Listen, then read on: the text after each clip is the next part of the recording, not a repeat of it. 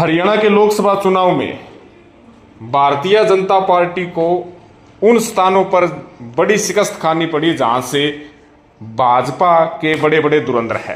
मुख्यमंत्री व मंत्री व विधायकों समेत भारतीय जनता पार्टी के गढ़ में कांग्रेस पार्टी ने जीत दर्ज की है। ध्यान से देखिएगा किन स्थानों से कितनी बढ़त और किस प्रकार भारतीय जनता पार्टी के इन विधायकों की नींद उड़ी है। उनमें सबसे पहले आपको बता दें कि मुख्यमंत्री नायब सैनी, जिनका घर है विधानसभा क्षेत्र नारायणगढ़ है, वहां से भारतीय जनता पार्टी 20,762 वोट से आ रही है। अंदाजा लगा लीजिएगा कि प्रदेश के मुख्यमंत्री हैं और उनके गृह विधानसभा क्षेत्र से ही बीजेपी आ रही है, तो उससे कहीं ना कहीं भारतीय जनता पार्टी की हरियाणा में हालत देख सकते हैं। हालांकि नायब सैनी करनाल विधानसभा सीट जीत चुके हैं और करनाल से इस वक्त विधायक बन चुके हैं।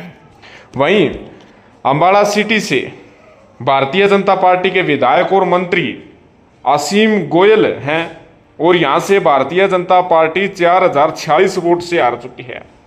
कांग्रेस पार्टी जीती है, तो कहीं ना कहीं मंत्री साहब के गृह विधानसभा क्षेत्र से बीजेपी हारी है। फिर है बड़े ही कदावर नेता व मंत्री जगाधरी से विधायक कंवरपाल गुर्जर के विधानसभा क्षेत्र से भारतीय जनता पार्टी 15,446 वोटों से आ रही है। जी हां, हालत पतली हो गई है।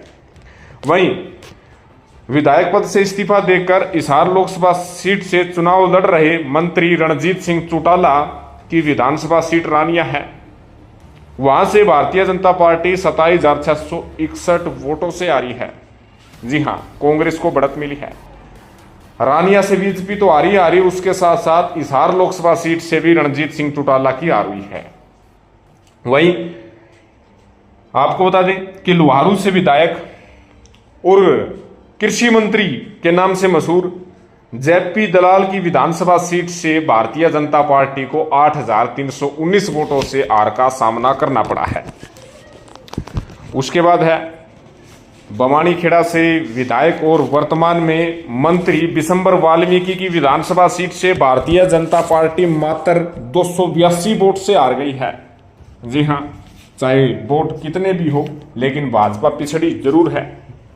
फिर है पूर्व मंत्री पिहोवा से विधायक संदीप सिंह की विधानसभा सीट से भारतीय जनता पार्टी 879 वोट से पिछड़ी है। और पूर्व मंत्री व कलायत से विधायक कमलेश ढांडा की विधानसभा सीट से 14,437 वोट से बीजेपी आ रही है। आम आदमी पार्टी के प्रत्याशी यहां पर बढ़त ली है। और उसके साथ साथ फतेहाबाद से भारतीय जनता पार्टी के विधायक दूडाराम बिश्नोई, जो बड़ी बड़ी बातें करते हैं, उनकी विधानसभा सीट से भारतीय जनता पार्टी को मुंह की खानी पड़ी है और 22,641 वोट से कांग्रेस प्रत्याशी कुमारी शैलजा जीती है। हरियाणा के डिप्टी स्पीकर रणबीर गंगवा की विधानसभा सीट नलवा है और यहां पर भारतीय जनता पार्टी 2,439 वोट से पिछड़ी है।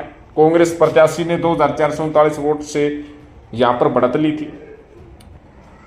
आदमपुर से विधायक भव्य बिश्नोई भजनलाल का गढ़ कहा जाता है, कुलदीप बिश्नोई का गढ़ कहा जाता है, लेकिन भारतीय जनता पार्टी का विधायक होते हुए भी भाजपा 6,384 वोट से पिछड़ी है।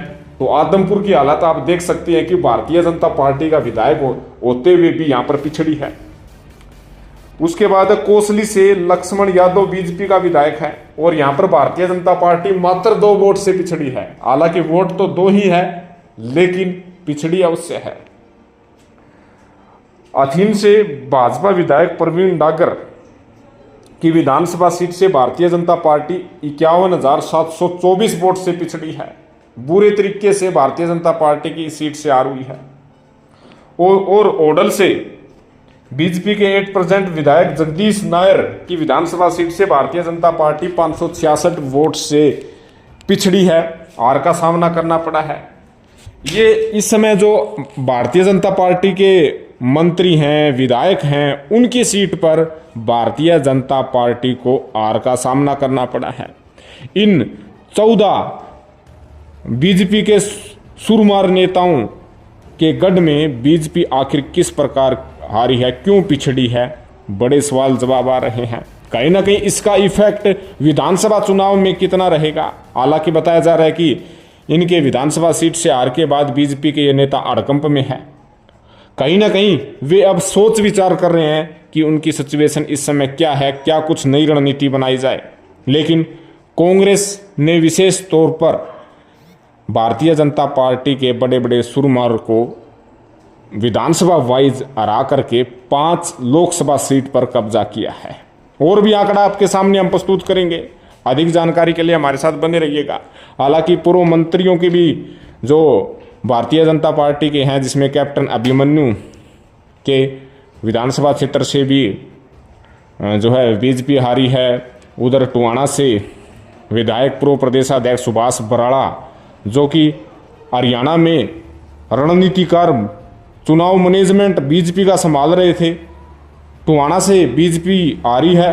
और नहीं तो क्या, सुभाष बराड़ा के बूथ पर भी बीजेपी आ रही है। जो रणनीतिकार बनाया गया था उन्हीं के बूथ से बीजेपी हारी है। और उसके साथ साथ आपको बता दें कि ओपी धनखड़ की विधानसभा सीट बादली से भी बीजेपी को हार का सामना करना पड़ा है। तो बड़े बड़े नेताओं के गृह विधानसभा क्षेत्र से बीजेपी को हार का मुंह देखना पड़ा है। तो इस विषय में आपका क्या कहना है, कमेंट जरूर करें। धन्यवाद।